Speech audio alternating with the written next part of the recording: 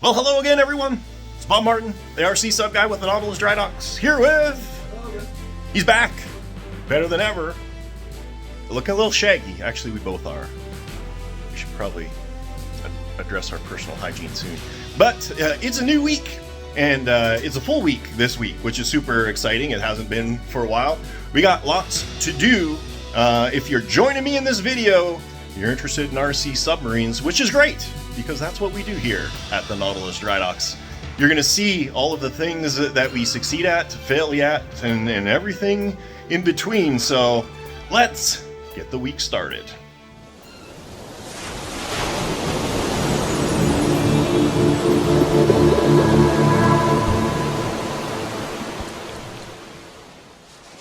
So, if you've been following along on the channel, you'll see we have a lot of projects going on. Now, Monday, as is typically the case, we're going to be catching up on orders that came through over the course of the weekend. Logan is working on cleaning up some prints, some really cool prints. We're going to show this to you in half a second. That is going to be going out for a really cool project. But in the meantime, the other things we've got going on, big Typhoon should be ready for water. The Virginia should be ready for water, and then Logan's going to get on the 212 to fix up that servo here in a little bit after I catch him up on everything that he missed while he was away. So what do we got going on here? So we've got 10th scale figurines. Yeah, now these are super cool. This is for a friend of mine, Pat in Hawaii, and if you guys are Nautilus fans, you may have heard of the Nautilus mini sub. This is a 1/10 fully functional manned replica of the Disney Nautilus. And he's in the process right now of refurbishing his mini sub to make it look way more movie accurate. And he wanted a set of figures. So these guys are 1/10 scale. I think they work out to like 7 inches or something like that tall. But these are based off the little figures, and we grew them really big. So this is the first set of 4. We got another set of 4 on the printer right now, and they turned out really cool, like really cool. Okay, while Logan finishes cleaning up those parts, I unpacked a bunch of stuff that came in over the weekend, stock and all that cool stuff, like Christmas. I'm going to quickly get back on the Virginia, see if we can get this cylinder tuned back up so I can throw it back in the boat, and we can get that thing in the pool this morning before it gets stupid hot.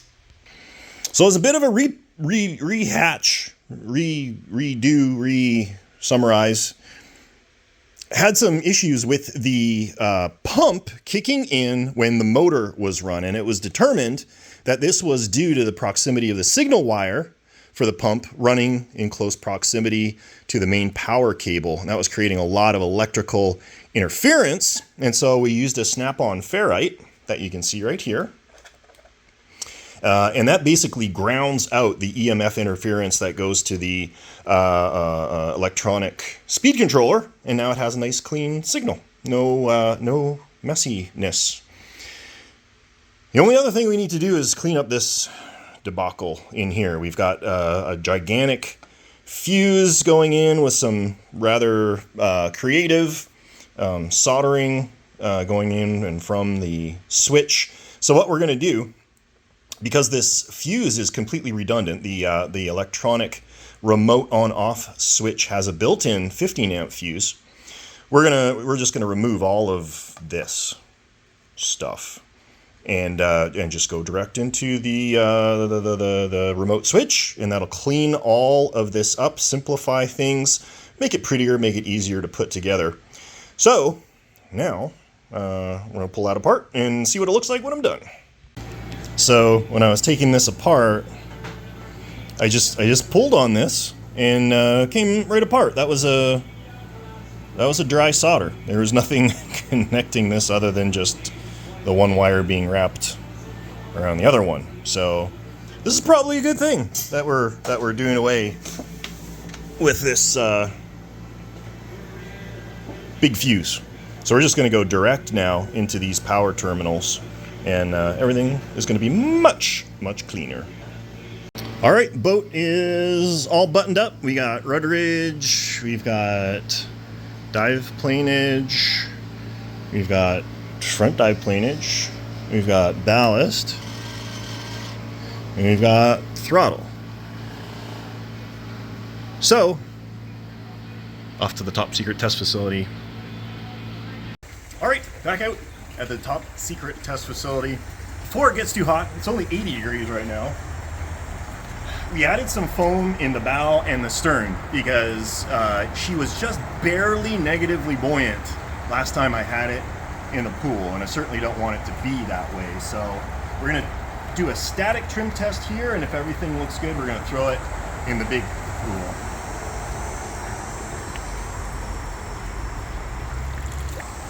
And let's dive.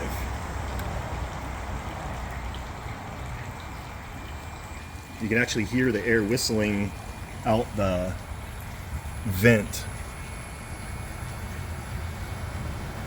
That would mean that she's full. Now, it's sitting high, but don't get too excited because I think there is just like trapped air in here that we got rid of last time, and then that made it sit lower.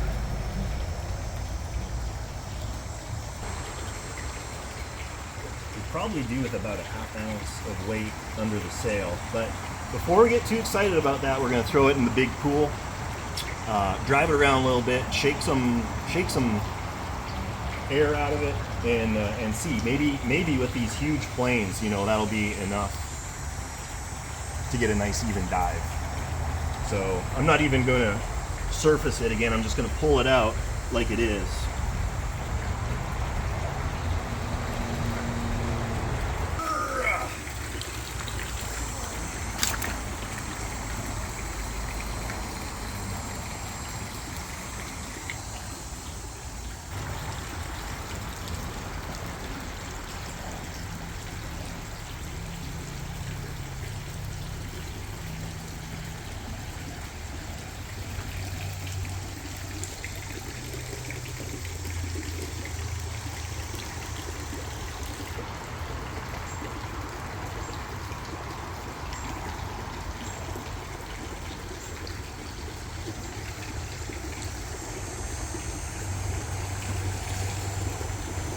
So actually this level of trim I think will work, especially once we reconnect those stern planes, because it went under in about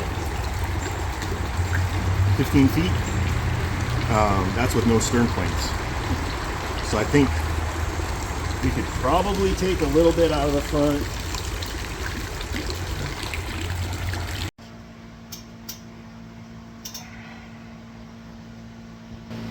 So, bad news. The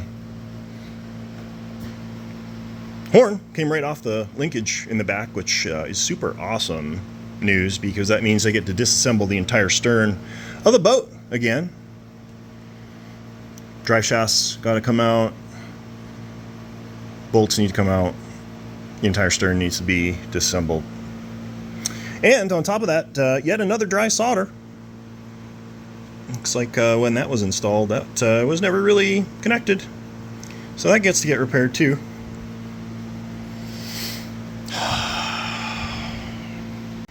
That's not good news, because I have already agreed on a flat fee as of Friday, assuming that everything was going to go well today. So all of this extra work is now coming directly out of my pocket. Awesome. So this is what we got. This is the repair. There's a nice bright clean solder. There's no reason that should fail again. We've got no clearance issues. So now Logan is going to fix the damaged plastic where we had to get rather aggressive on the removal because the bolts were stripped and little tiny like M2.5 bolts hold this on, and you got to get to them from about half a linear mile away using big stupid long extensions and that kind of stuff. So now we just got to get this put back together. Look at us, we're a whole crew reunited again. Jason came over to drop off some cylinders. He had a couple hours to kill, so We're gonna put him to work packing up some orders. As a note, and maybe I'll do a dedicated video on this, but we do have our 250 series subdriver. It fits perfectly in the Bronco Type 23, which is what one of these was for. I'm putting together a package for that individual. So if you're looking to populate that model, and you can still find them, they're kind of hard. Sometimes you got to order them from China, which is what I did this last time for the customer. But they're not that expensive, and they are beautiful, beautiful kits. We got the cylinders for them. They're like compact versions.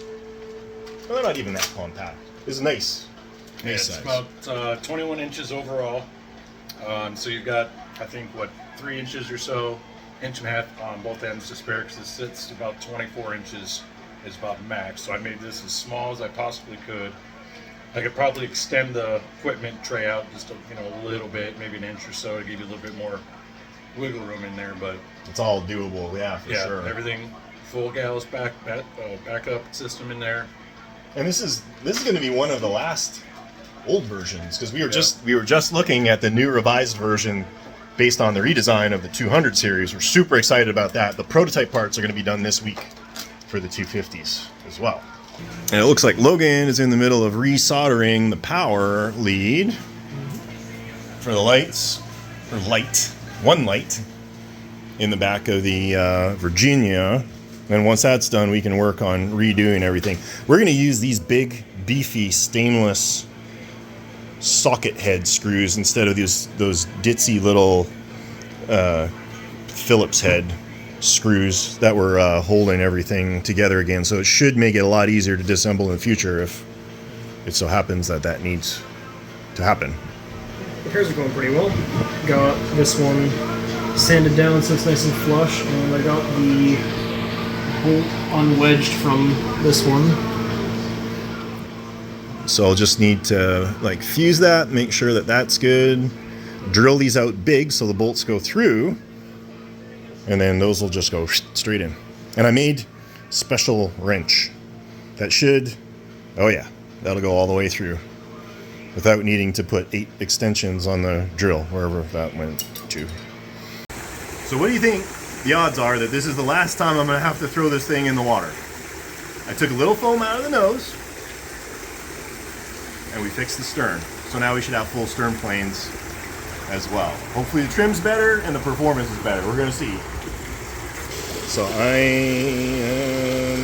okay, so this is where she's settling. Oh, we still have the ballast tank full. Oh yeah. Or mostly full. It's been draining a little bit. Okay, I'm just going to go down. Alright, that's a little better.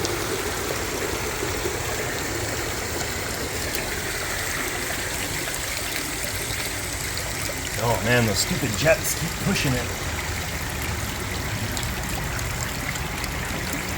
Come on! Ugh. Okay, I think this is going to be good this time.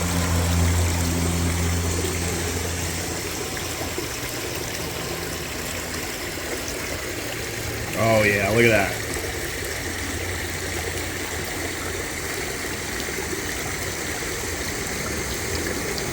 Perfect. She was under in what, 3 feet. Still a tiny bit light in the nose, but I mean, based on how she went under there, I'm going to say this is going to be absolutely perfect. Once we get some velocity in, let's see if I can turn this thing around. This is not a pool boat by any stretch of the imagination. The turning radius is probably 20 feet? 20 feet easily. So she does not like working in an enclosed environment like this. Well, we'll talk about it when we get back on the bench. There's things that could be done to mitigate it, but she's nice and level. Just the sail out of the water. Beautiful silhouette. Yeah. Virginia is done! Done! I'm so happy. This thing has been giving us emotional roller coaster, especially today. Broke in the back, and then we had to fix it, and then we just had it out, and perfect. Absolutely perfect. The trim is much better. It as soon as you got it under speed, it submerged in 4 feet, 5 feet, something like that. I don't know if these are the stock size dive planes, but man, they pull this boat under the water really, really easily. And once you use that trigger for the rear planes, it'll just get up and go straight under. It was actually pretty awesome. Now, as you can tell, there's a lot more that needs to get done to this boat to make it perfect. Our job here is done. But for the new owner, let's go over some things. These decals, these water slide decals, were not sealed before they went on. So you saw in the past videos, and he noticed, some of them were like washing off and fluttering like tentacles in the wind afterwards. So you might need to get some new. Definitely going to need to clear it. Might want to think about redoing, you know, some of the weathering, something like that. That's all cosmetics. That's really not a big deal. I'm printing new periscopes for him. He can install those to make that look super cool. And this can be disguised as one of them. It's pretty long right now. It's like 6 inches long. Probably overkill. You can knock that down, cap it with a a mast or a periscope, and then it'll be disguised. You'll never see it. The other thing, these retaining bolts are all going to need to be redone. A lot of the stainless bolts came loose on the inside. They were tacked with CA, and they just came loose. And so we just got it pinned with a couple right now. Again, not a big deal, and certainly within the realm of his experience to be able to do. And then in the back, the one thing that I would highly recommend is to put a rudder extension on the bottom. And you can see if we look underneath, it's a pretty small rudder, especially when the boat is surfaced. You know, you've only got that much steering this massive boat. So you might want to consider putting a clear extension on the back of that rudder. It'll look a little wonky when it's out of the water. You'll never see it when it's in the water, but it will make a big difference in your enjoyment of operation for the submarine. So bear that in mind. I think he was saying he really wanted to operate this in more enclosed bodies of water, which means that would probably be a highly recommended upgrade. And then I think the last thing that we're looking at is this door. The magnets are really not very strong. When you lift it out of the water, if you tilt it back, all the water rushes to the back and pops the hatch off. I had to go get the pool net out a couple of times, and so I just had this rubber band over top to keep it on while it was operating. So other than that, I think this boat is good to go. Hopefully he enjoys it. He's not going to be coming till middle of September because he's an airline pilot. He's over in like Hawaii, flying for an airline there. But he'll come back and we'll go through it in detail when he gets back. Now, over to Typhoon. Yay. All right, Typhoon, back in the top secret test facility. All the major leaks have been addressed. There's a super tiny little dribble right there. That's a lid thing. I think we maybe even be able to torque the lid down.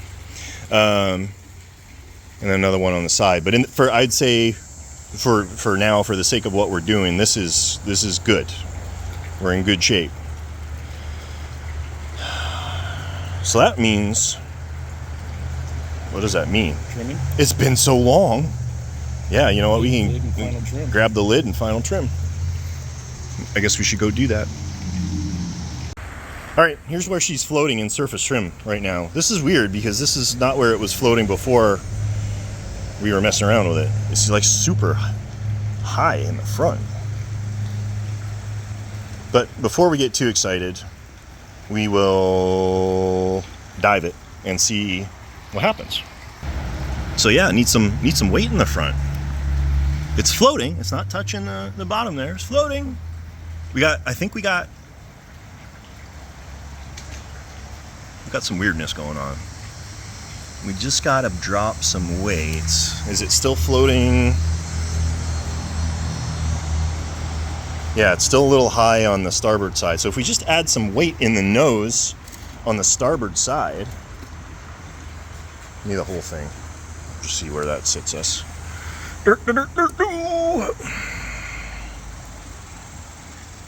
Or how about some more?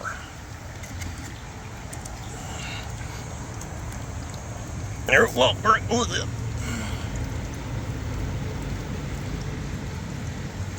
How about some more?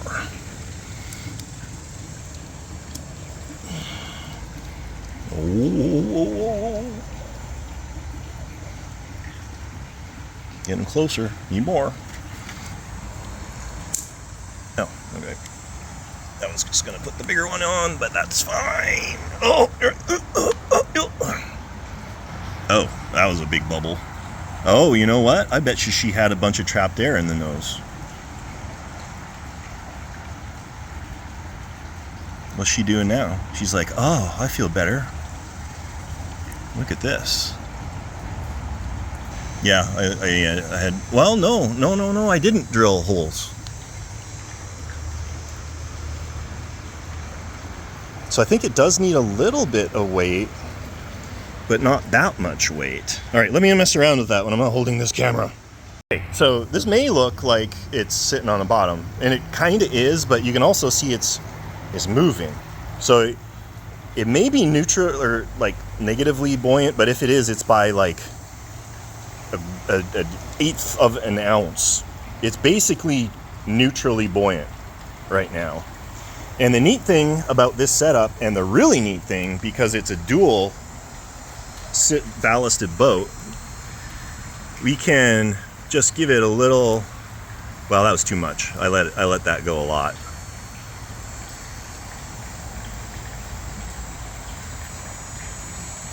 But I can actually control the precise amount of trim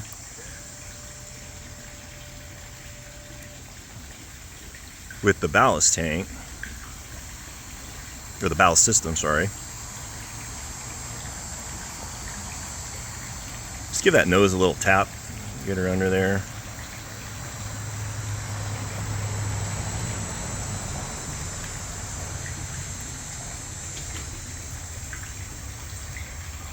Yeah, see, there you go. That's just a whisper of positive buoyancy. That's perfect. I'm happy with that. Look at that. Perfectly level. Perfectly level. All right, come up. Now we'll see if that list is still there. Yeah, it's still there. Just barely, though. Well, the lid's not always flat either. Actually, that's true. Yeah, the lid's not down flush. So I think once they knock that little thing off, it'll probably take care of it. You're right. The whole lid is twisted. That's why it looks goofy. Right. Okay. Well, this is looking good. We'll haul it out. Permanently affix those weights lower in the hull, which I just tucked in the side, and yeah, trim that little stopper that we put in. It's looking good, man. Okay, back to the shop.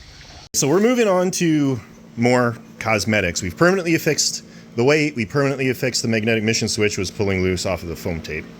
Now it ain't going off because we glued it. We knocked this off because this was creating interference with the upper hull, so that's all good now.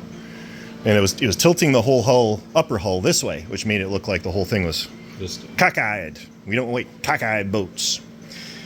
Now the last thing to figure out is this. Now this is what the previous owner had done, and this is how Engel does it as well. You put a bolt up from the bottom and it screws into the top, which whatever. The problem is he used a locking nut, a nylon nut, so it's really hard to twist this in and out. And I can't even remember what head was on this. We're going to redo this. So what we're going to use is our trusty diamond, zip a slot in it, and then we're going to unscrew it from the top and reevaluate where we're at and what we need to do. So this is the situation that we got. This was only held on with a little dabble of cyanoacrylate, and we didn't do anything to it, and it just came right free. Think about what happens if that were to happen when the boat was buttoned up. This would just spin, and you'd never, ever, ever be able to get your boat apart again. Not fun, not good. So we're gonna redo this. We're gonna do away with this nylon lock nut. I think this might work. Provided that screws into that. Right.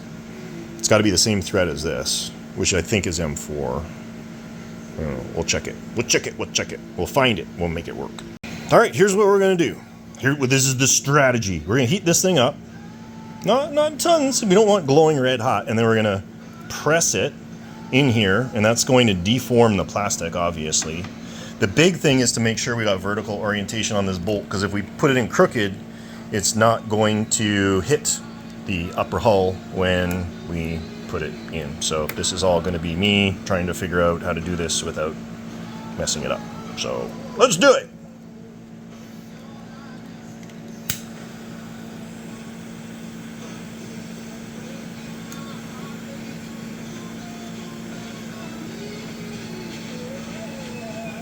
All right, let's try that. Oh yeah.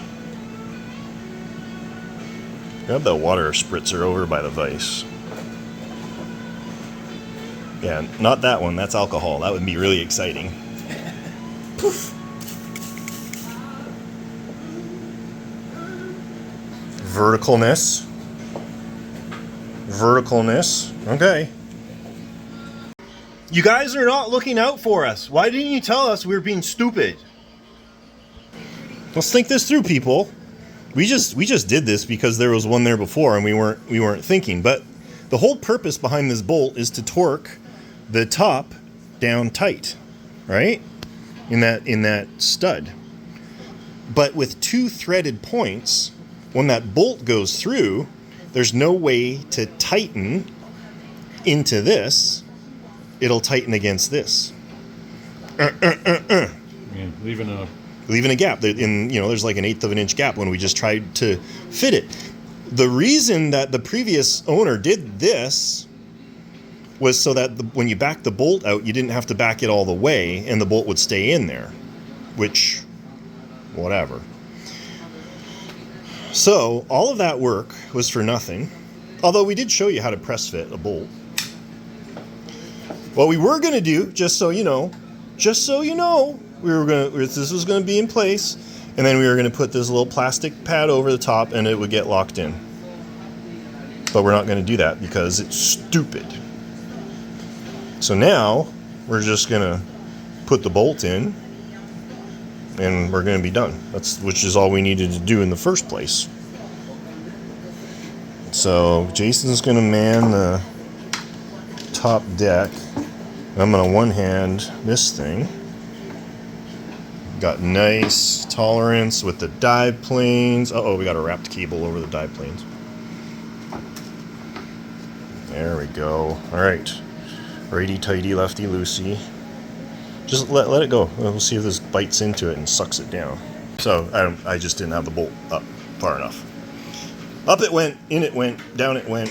And now we got a nice razor-ish seam right here. Looks much better. I don't know that these were set the correct distance apart, but this is all from angle. So I mean, this must be stock. That must be the way they're supposed to be. Like the real boat, these retract in and then there's doors that slide up over the top. That'd be cool. Yeah. And there's a guy on the forums, on my forums, that did that with his boat, the 3D printed boat. Really? Yeah.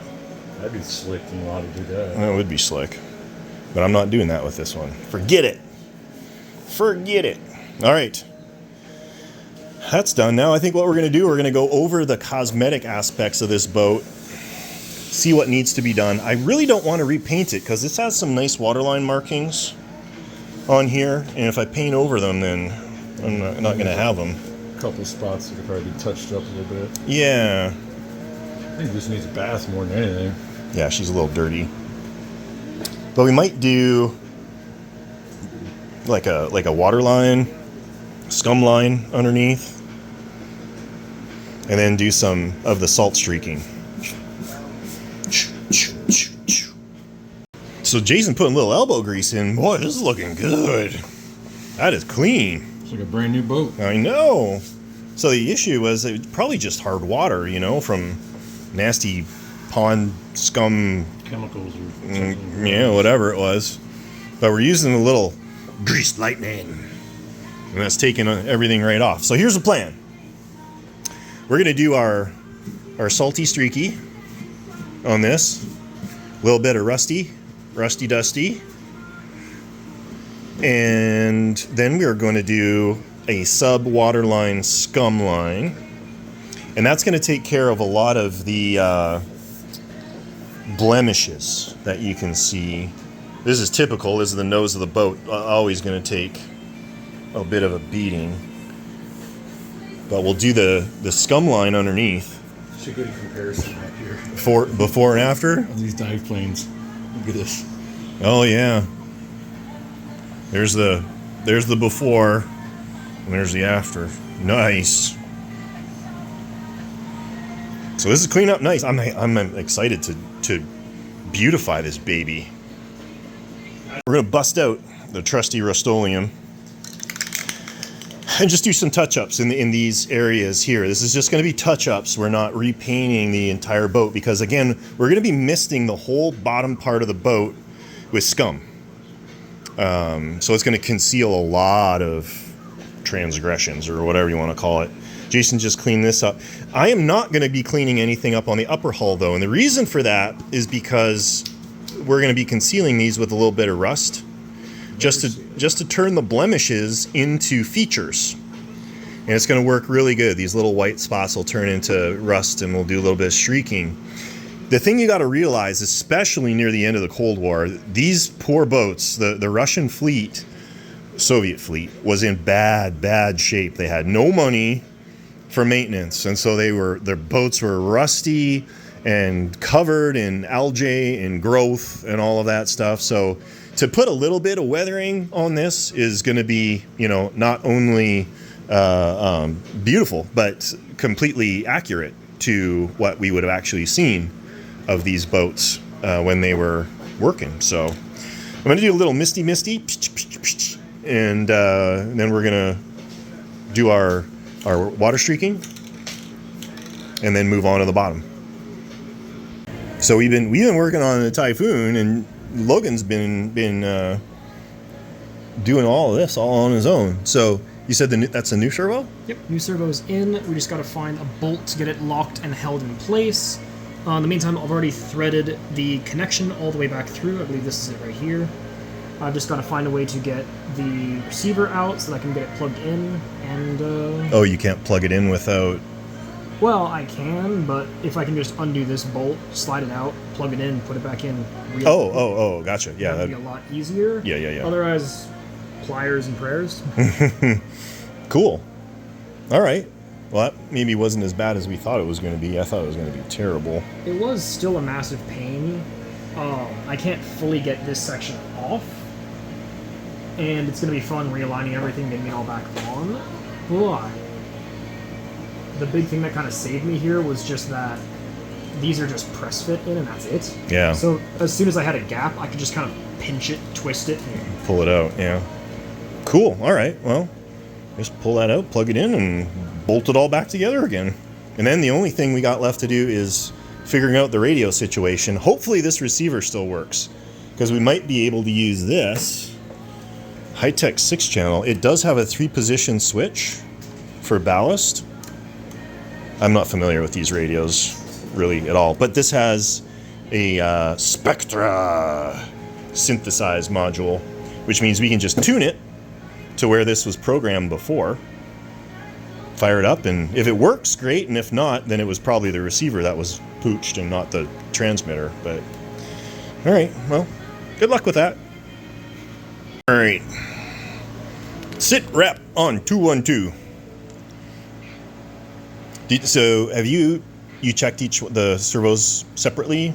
Yep, servos are functioning. I got them centered, got them hooked in. They're both tightened down, so they're both ready. So on the servo front, that's good, but we seem to be struggling on the radio receiver front. All right.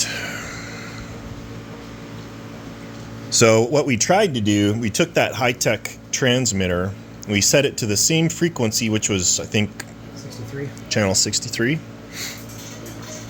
Fired it up, and nothing happened. So, but then immediately the low battery came on the radio or something. I don't know, maybe it's low. We'll charge it up and come back to it. But I think other than that,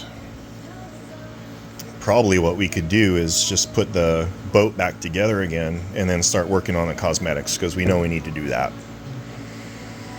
Because that's what I'm working on for that thing. All right, yeah, just unplug the battery. We'll save the battery, and then we'll revisit the guts when we figure out the radio situation and make it look pretty in the meantime.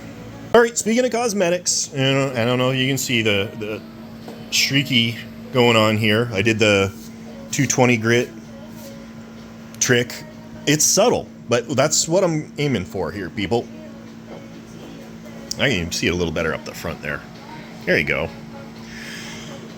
So I'm going to move on to some rust and some white streakies and all that stuff that you saw in my previous video. And then we'll move on to the other side. One side at a time. So I didn't go into it because I went into it in my last video, and I don't want you guys to get bored, but I did the rusty streaky with the oils. Just dabble it in and streak it down. It's pretty subtle, you know, when you get far away, it just kind of gives that impression of a boat that is really in need of a little TLC, which all of these boats really were. So now that that's done, we're gonna make sure that that dries. This is oils, so it takes days, if not like a week, for all of those oils to completely dry off. By the way, if you like get, you know, yogurt and cottage cheese and all of that stuff, keep the lids. These are great for mixing paints up. What I'm going to do now, I'm going to mask off the upper hull so that it leaves the lower hull, and we're going to do a misty and do a scum line. I think it's going to look really good. All right, just a note when I'm masking here, you know, the gut check is you can sight along the side of the hull, right? But whoever did this did a dip in the back here. Now I could completely remask this and redo all of this and repaint that, then I'd be matching this, and I think the better solution is we're just going to go with it. I'm going to follow the line back here and then create another back here. It's not ideal, you know. I've showed in many of my videos how to create proper waterline markings, and you can do that using a physical bracket that you set on a flat surface and scribe a line, or you can use a laser level, which works pretty cool as well. This was obviously eyeballed. That's just the way it is, but it's still going to look super cool. Letting you guys in on the best part, pulling the tape off. Waterline is masked. Just misted it. Just misted it ever so lightly. Come on, baby. Come off. Stop sticking. Here we go.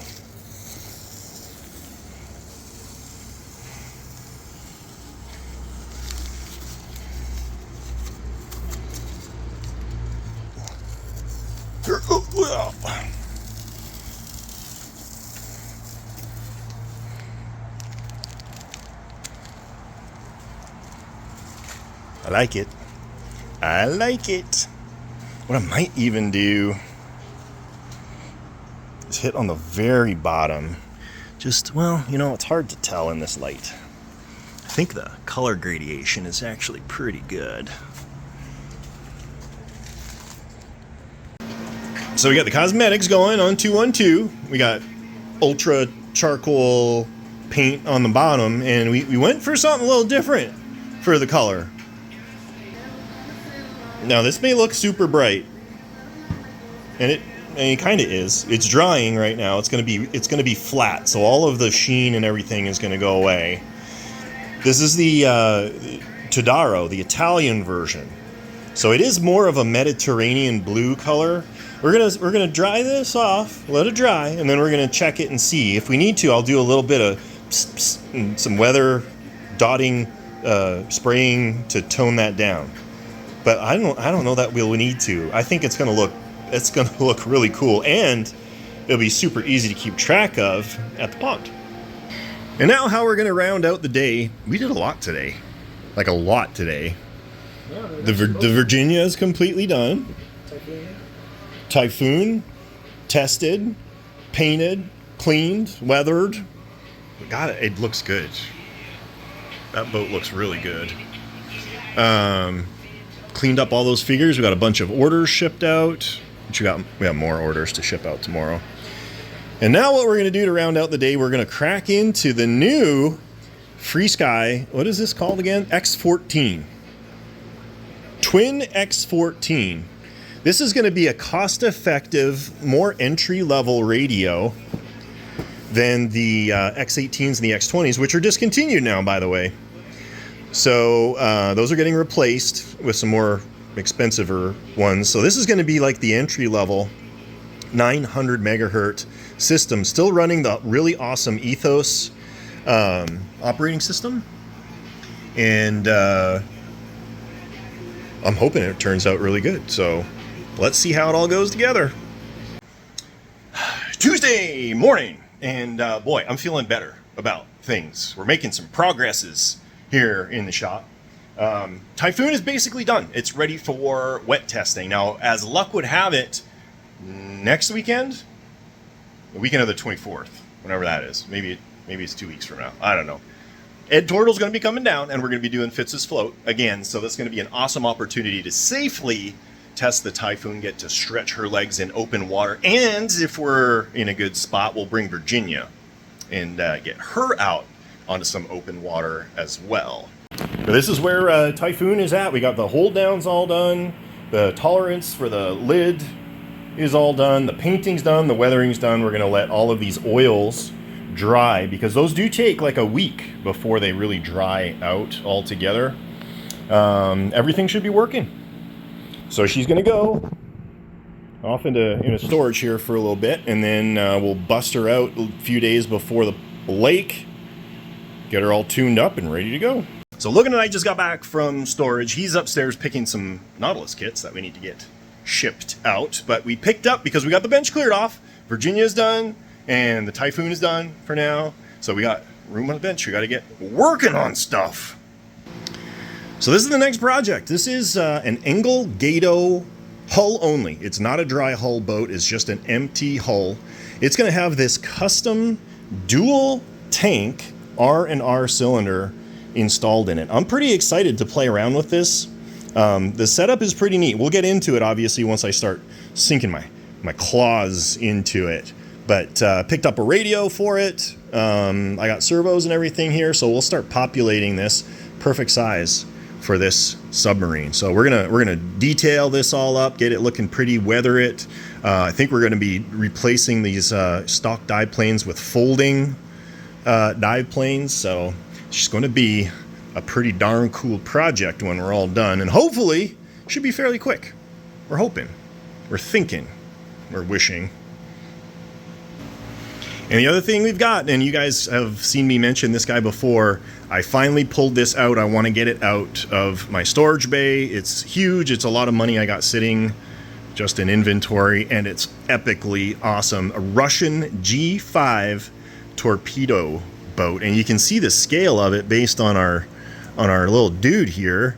If I can get him out, he's kind of attached to this boat. He doesn't want to come out. There you go. He's all ready to go. This thing has amazing detail. This is all brass. This whole gun. This is not resin. It's not painted plastic. And you know, if we spin this around, get out of the way, sir. If you spin this, look at that. The aimer works, and the shutters work in the spotlight. What? Got lots of cool details here. Scale torpedoes in here. I started scratch building the framework for the loading part, or the guards for the rudders, maybe is what they were. That should be fairly quick. Really, this is just throwing a couple motors in here, servo for the rudders, and trim it out and paint it. Obviously, this is going to be epic. Like, look at the detail in that hull. There's going to be a lot of opportunity for some really cool weathering in this boat. So hoping for a real quick turn on this thing. Get it off the bench too. Good progress on painting the 212 as well. I want to show you that. So we painted the hull, but we did notice there was just a little blemish in here. So we're filling that. And it gave me a chance to mess with the paint a little bit. So you saw yesterday, it was very like green, which I actually kind of liked.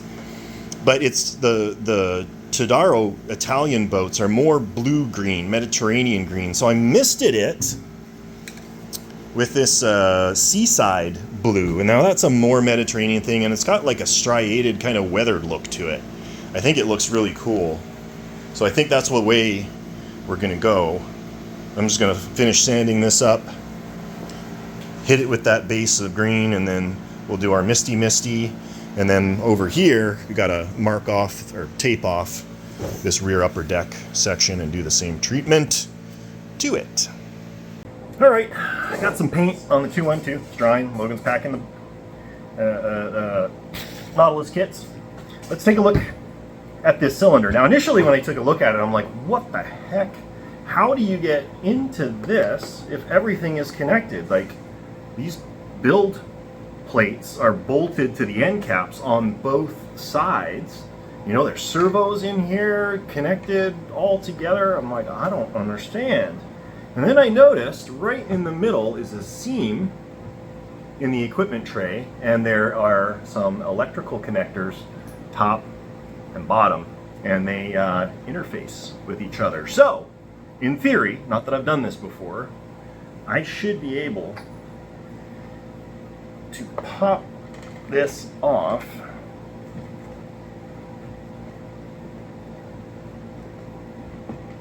This has probably been on here for like 2 years. I may need to get a tool. There we go. We got movement. A little bit of grease would be super helpful. Oh! And there we go. One of the equipment trays is out. We just set it right here, right in front of the camera, so you can't see anything. And, in theory, should be able to get the other one out equally as easy. As I said, get a little bit of grease on there, and these will pop right off, I think.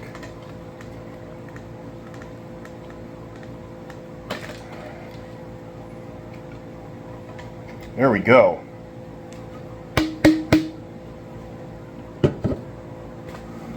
So now what I can do is I can take both of these together, put them on the bench, put these pins together, like this, and I can build the whole thing out, provided I'm not silly and make a wire connection that goes across the electrical connectors. All right, let's take a closer look at these things. This, I believe, maybe Dave did, the gentleman that I picked this up from. We got 2 linear servos mounted in here for true linear actuation of the rear dive planes and rudders. You can see the old holes for little mini servos, which not ideal. And then we got brushless motors that run through the ballast tank and out the back. This needs a speed controller for the pump. And another one for here. So the cool thing about this, you could actually have independent control of your forward and aft ballast system, which, of course, we're going to make happen. There's going to be a FreeSky X20 powering this thing, which means I've got full control over everything this boat does, all from the programming menu of the transmitter. What else? We've got the electrical connectors top and bottom here, so we've got enough for servo connections and power connections through these connectors here. We got a big battery slot right here. Oh, it looks like this got broken, or well, that just needs to get glued back in place. Maybe a life battery we can throw in there, and we're gonna do away with these baby servos. We don't need no baby servos. This is a big boat. We're gonna put big servos in this thing. Last little quick update. All of our figures have been printed. 1/10 scale Disney Nautilus crew. These would look awesome just sitting on a desk somewhere. The diver turned out so cool. But we got the whole crew, land, diver, Nemo, Esmeralda, Aronnax, Conseil, and 2 crewmen with their hands positioned for dive levers and for the ship's wheel. So these are going to get boxed up, shipped out to Pat. All right, Logan's out. We're going to hose this thing down because it is dirty. We got dust bunnies. Maybe that's a dust kangaroo. I don't know. It's pretty sizable though. We may have spiders. I'm kind of worried about opening it up. It's been inside storage, air conditioned storage. It should be all right. But anyhow, there's a lot of dirt on here. And we are going to clean it all off. Try and hose it like this way so the water doesn't go in. Not that it's a big deal. It's all sealed. It's fine. It's good. But we'll get all this dirt off and then see what it looks like when it's all clean. And in the meantime, let's take a look at our cylinder here. Lots of progress here. We've got power distribution and electronic speed controllers mounted.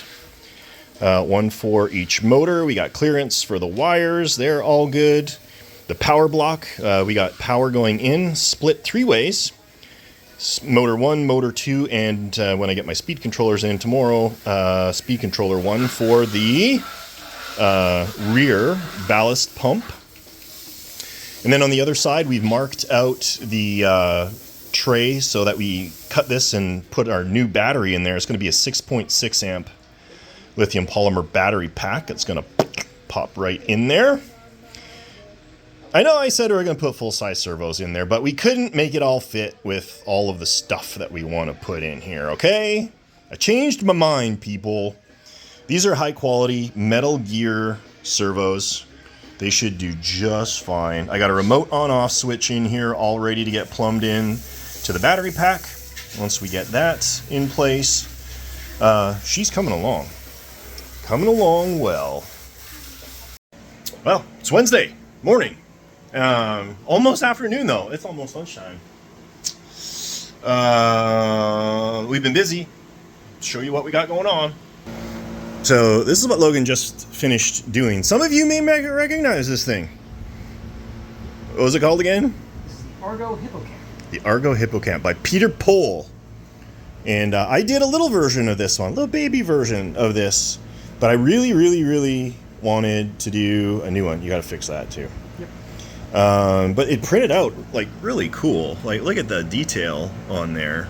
And again, this is the same ABS with fiberglass reinforcement from previous. It's going to take some cleanup. These files were abysmal. You have no idea. So I mean, we got areas that are need to get filled. We'll need to do some cool things here to fill this and all that stuff. But it shouldn't be bad. Logan's just tacking the hull together right now. This isn't a project that I'll be able to work on right away, but I just wanted to get it printed and kind of put out on display. There's our 212. You're not going to lose it. But I like it. Way better than that kind of moss green, swamp green color that was there before. This is more of like bright Mediterranean turquoise. Yeah, the other one looks rusted over. Yeah, little roughish. But I think that's going to look really cool, and it'll be really easy to keep track of in the water too. I'll have to pull the tape off the prop so it looks super cool. Oh, and we packed up a bunch of orders and stuff already too. So that was another thing we had going on. But I spent the last 2 hours, hour and a half, putting the Gato cylinder together. So we are getting really, really close on this one. We've got our servo connections going through this gate in the middle here. Basically where I'm at right now, I've just got to fire up the radio, bind the receiver, and then start assigning channels. But there's a lot to put in there.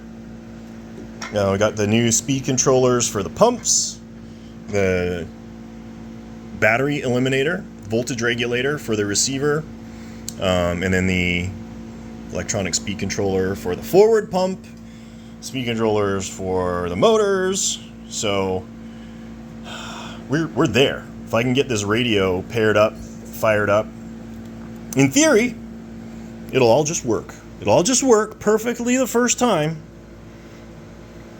A little weirdness that I noticed. So this buffer is horizontal. This one is turned 10 degrees. But what's weird, I mean, this is all stock. This is all how it came from the manufacturer. So it really doesn't matter at all, because the intake is basically at the same height. It just looks a little strange, a little weird. So I'm gonna break into the box, pull out the X20, bind the receiver, get it all connected, figure out what wire went to what. I should have been writing this down, and then see if we can bring it alive. It lives. So she's all powered up. We're just waiting on the battery. Should be delivered today. I just got her jumper to a nice big beefy 12-volt battery that could potentially power my vehicle. But everything is working except. So I got rudder servo edge.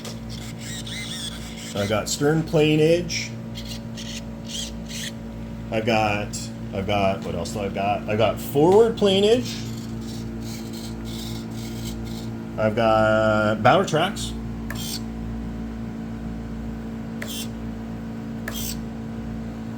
And I've got forward ballast. I've got stern ballast. And I've got one motor. What the hell? The other one is just not happy. It's glitchy and jumpy and not excited. I think it's just a cheap speed controller that came with this. I'm hoping. It keeps resetting itself. I'll pull it apart. I'll run power directly to it. I'll use the servo tester, and we'll see if it still behaves the same. But we're almost there. Almost there. This is the radio that's controlling it all. And you can see all of the different channels that I've got set up on here. There's, I think, like 9 different ones. And I'm going to end up doing mixing for the ballast and the throttles eventually. But for testing purposes right now, I think we're good. So we're into diagnostic mode with the goofy motor. Okay, swapped out the bum speed controller, tested it, motor's working fine, got everything hooked back up. Let's see if it all works. Power on. I haven't set it in my failsafes. It's gonna yell, doesn't like it. Failsafe not set. Yep, okay. Power is connected. Hit the switch. Good. Durable check. We got rudder. We've got stern planes. We've got forward. Oh, we got throttles. Do we have throttles?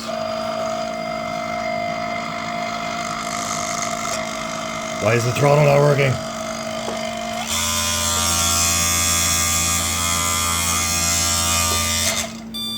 Oh, there we go. It just wasn't centered. Didn't like it. There we go. Contra rotating and everything. Got my wires hooked up properly. There we go. Okay, we got throttlage. We got forward planes and power tracks. Phew. Alright. Now I gotta wait for the battery to show up and put it all back together again. Okay. Things are looking good in the cylinder. I got a to-do list. I got to rig up the bower track prints, do all the scaling and everything for this boat. I got to source guns for the deck. It's missing all the guns. Got no guns. I did some mock-ups of the torpedo boat over there. So we're going to spoil it tomorrow. That's Logan's deal. He's getting a haircut. So happy he's getting shorn. It's nasty. But let's go back, revisit the 212. We're going to try and get this high-tech radio going with this boat. Sombra Labs SLA. These are really awesome receivers. Impossible to find now. Back when there was low supply, these were selling for like $120 each. It was crazy. But these are synthesized. They don't use crystals. So you can use any radio, any crystals, and presumably, if it's 75 megahertz, it will be fine. And it's 72 to 75. All of that. So, what we're going to do here, we're just going to see if it works. Now, we juiced up the transmitter. It's transmitting with more juice now. We've set the frequency to channel 63, which is what the Polk was transmitting on. So, we're going to go ahead, connect the power, and then grab the remotes. And just so you know, I'm not crazy, this is what it looks like when you power on the old radio. Channel 63. Okay, so it's like, oh yeah, 63. I'm just going to behave like an idiot once it connects. But anyhow, let's see what happened here when power on the transmitter and power on the boat. There was a click. There was no servo movement. Nah. Nothing. Nada. Nil. Null. So we're going to try something a little different here. I'm going to turn this off. This is a little jumper I made. I just connected the outermost posts here. And I'm going to put this on channel 8.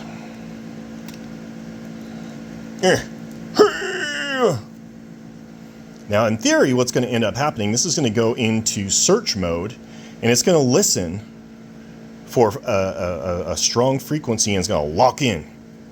So what we should happen is it'll power up, start listening, and it should go dog, dog, dog, dog, dog with the servos. Let's see what happens.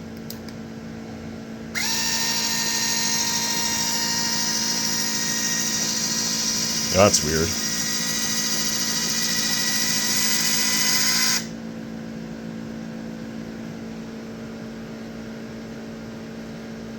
There is no servo chatter. Doesn't sound like it's going into programming mode.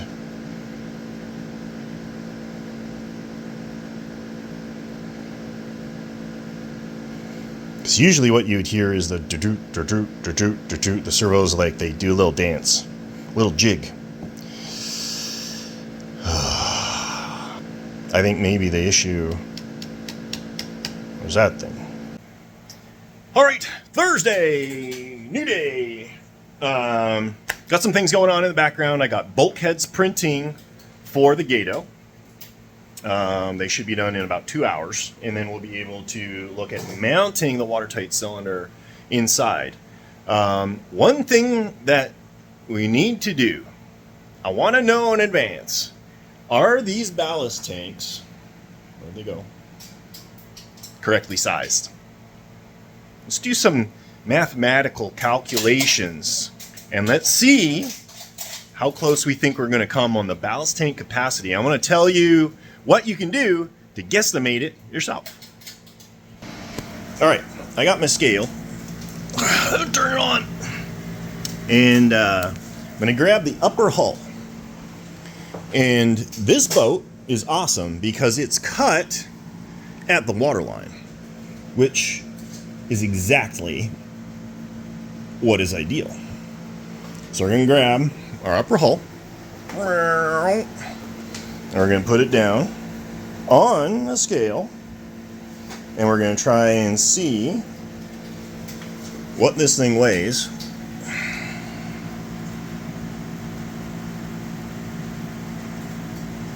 In about 1,430 grams. 1.4 kilos. Now, let's do some mathematicals. 1,430 grams. joy of the metric system, boys and girls. And I know some of you are going to dig your heels in and say, we're never ever going to change just because America. But I'm going to show you why you should really consider this. 1,430 grams equals 1,430 cubic centimeters. It's that easy. There's no conversions, there's no ratios. It's super easy. Now, let's measure our ballast tank. Okay, here's your ballast tank. You know, I'm not going to use no calipers. I'm going to use a regular ruler. Okay.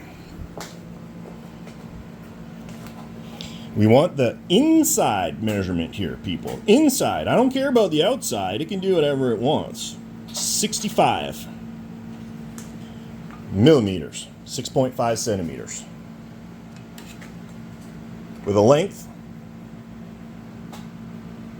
253. Okay, before I forget. 6.5 centimeter diameter, 25.3 centimeter length. And if you go on the old Googles, you'll see it's got a calculator. You don't even need to do the mathematicals in your head. Radius is going to be 3.25, which is half of your diameter, with a length of 25.3.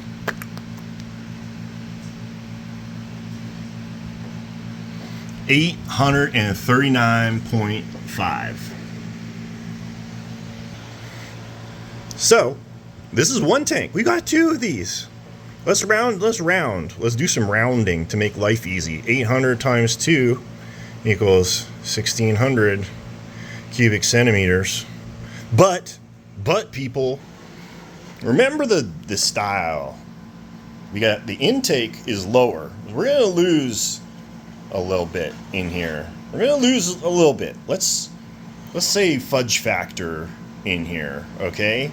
So let's say we're gonna end up losing 10%. Yeah, 10%. Subtract 160.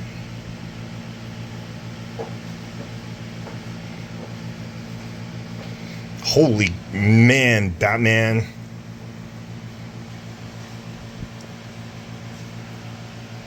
Or within 10 cubic centimeters. Seems like Ron Pro may know what he's doing. The good news is he was able to calculate this based on the volume of the piston tanks that Engel uses, which are twin 750 mil ballast tanks. So he managed to get that fairly easily bang on. I was laying awake at night, worried that these ballast tanks were going to be too small. Now, notation for those of you who are yelling and stomping and pointing at the camera. This is only applicable because the specific density of fiberglass is roughly equal to water. All right? If it's not, your calculation is going to be much different. You're going to have to actually get into displacement. You'd have to find out how much water this hull displaces in volume. Okay? Fortunately, if you're talking about fiberglass or plastic, it's close enough. It's going to be close enough. We should be good. We should be almost bang on the designed waterline for this boat. We can keep on going. The other thing that came in overnight was the new battery. Check that fitment out. Is it Pavway power battery? 6.6 amps of 3S power, and is just going to connect right there. And in theory, everything should hook up and be good to go. So now that I got that in there, I think what I'm going to do, put everything back together again without connecting power, because we're into fitment for the boat. I will power it on just to make sure all the servos are centered, but I'm 99% sure that all of them are. And once the supports are done, we'll put it in the boat and start rigging up our bulkheads and hold downs and all of that fun stuff. All right, got the cylinder set in place. there's a few things that we need to think about here. And I know a lot of you guys are like, well, where do I put the cylinder in the boat? Is it forward? Is it back? Is it up? Is it down? Is it left and right? Or is it upside down? I don't know. Let's take a look. So, this is what we've got. Now, it's sitting on the bottom. It's going to sit up once we get our bulkheads in place, okay? The big thing is we've got constraints. This is the shaft outputs, and this is our motor outputs. We can't be like this. We can't put it like that. Well, I guess we could. We could put gears on it. That'd be pretty cool. No, it wouldn't work. It'd have to be too low. Got me thinking there for a second, but it's going to be sitting up high like this. And there's not enough room between the shafts and that. I'd have to put a small gear here, a big gear here, and then we'd have like a 3-to-1 going in, and these would be spinning at about Mach 10. Don't want. So, anyhow, back to what I was saying earlier. Forward. We want to have enough room so that our universal joints can create the bend without putting undue stress on the drivetrain. So here's our universal joints that came with it. I don't know what size these are. I haven't even looked at it. It's still in the bag. Maybe they're the right size. Well, look at that. That's pretty slick. Yeah, interesting. We might need to cheat this ahead a little bit more. But at any rate, that's the idea. And these are removable, by the way. So this could actually be permanently joined here, and then to take this off, this spline just comes right apart. Boop, see, like that. Or you do a dog bone, which we may or may not do once we get to that. I'm not going to mess around with it until we get this positioned exactly where we want to have it positioned. But all the linkages and everything are going to be much, much easier to run. You can see we got acres and acres of room. The other thing that we're going to do, and we got this situation going on here. This is an intake for our ballast system. I want to mount the intake with a bracket that stays in the lower hull. So it'll be removable. And that way you don't have to make up or take apart this hose every time you open and close the upper hull. You just take it on, or put it on, take it off, and you're not undoing stuff. Because you'll always forget, and you'll grab it, and you'll wrench it, and you'll pull it, and you'll break it, and it'll be aggravating. We're not doing lights. The owner said he doesn't need LED lights or anything. He just wants it to look super awesome. So that way there's nothing to connect to the upper hull. We should be in really, really good shape. So we just got to rig up some kind of a bulkhead majigger once we figure out our overall height and where it's going to go, which is going to be as high as we can get it inside the conning tower there. So for now, not much to do until we get our bulkheads done, which means I'm free to get with Logan and mess around with the G5. All right, so we got some more stuff done. May not look like it, but we got some stuff done. This is our new high strength mounting bracket. So that's all ABS plastic, 5mm thick.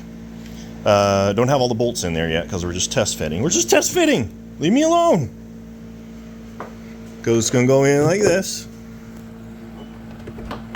And that's how it's gonna sit ish, kind of, sort of, like that. Roughly.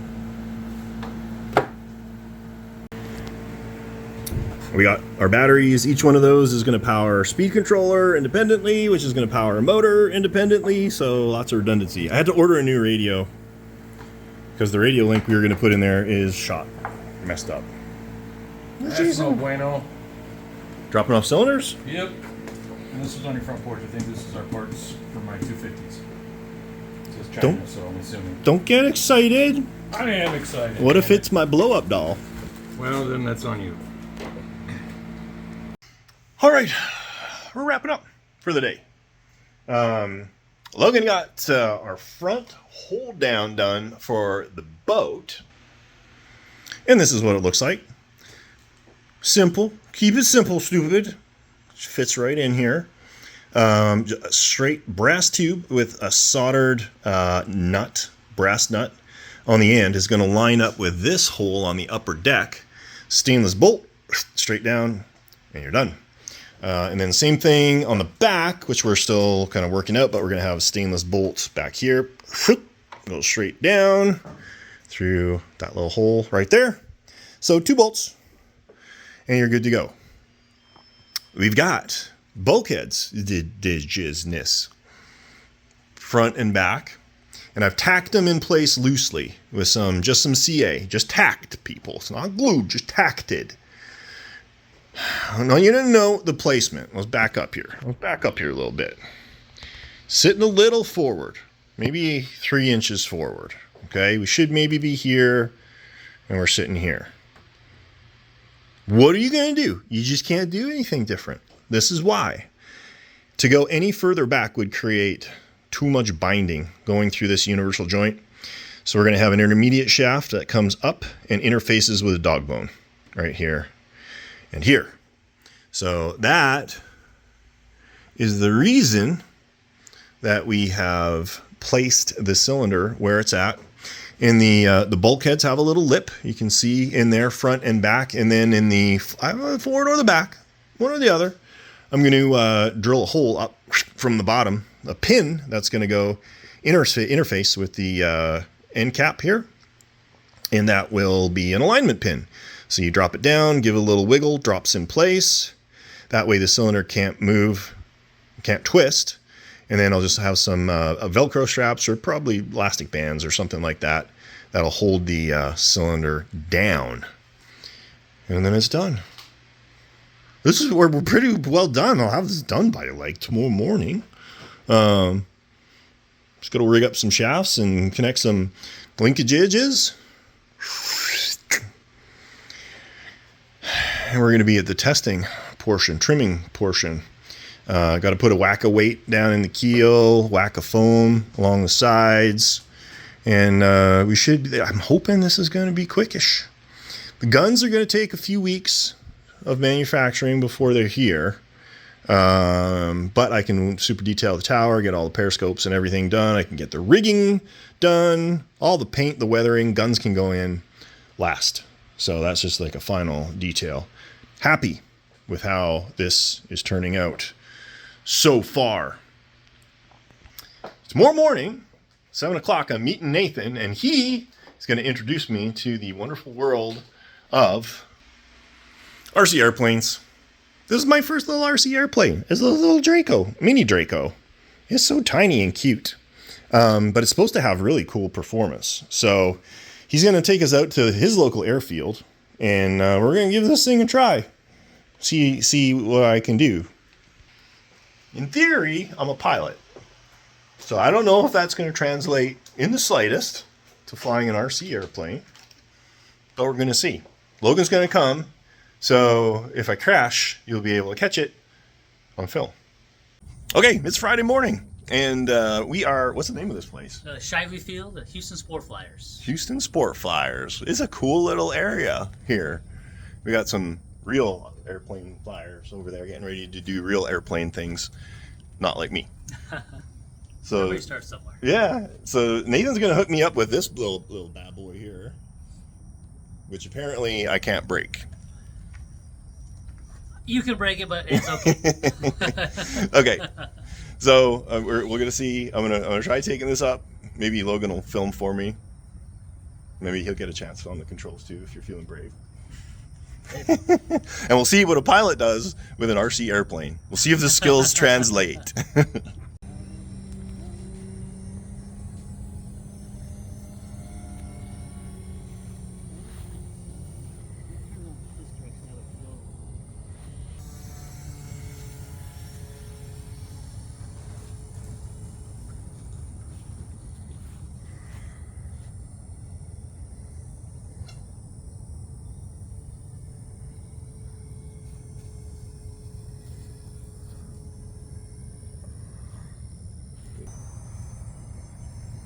Bring the throttle all the way down, right? Because it's obviously. Dang, look at that. comfortable. You're nice and smooth, so that's the biggest thing, right? Because you got the experience of you don't have pulling the sticks like crazy, right? So.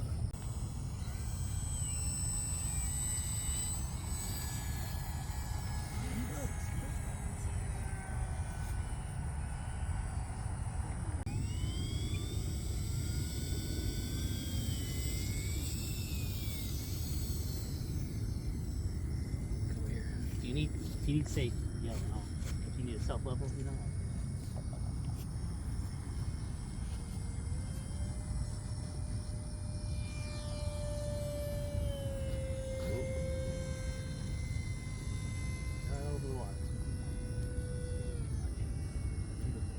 All right, we're back from our little adventure with Nathan. That was awesome. I'm glad he was there to walk me through it. It would have been interesting to have done that for the first time myself. My little Draco did good. It's just a cheap little plane, but it was a ton of fun. Now, am I going to be an RC plane convert? I don't know. You know, I'll mess around with it. If they go, maybe I'll hang out with them with my little plane. I've also got that ME262 upstairs, that twin EDF, which may be crazy. Not next time, maybe the time after that I'll try and fly that. But for now, rest assured, RC submarines is what I'm going to focus on. So we're trundling along here. Logan did some grinding in the G5 to allow these monsters to get mounted in there to clear the internal bulkheads.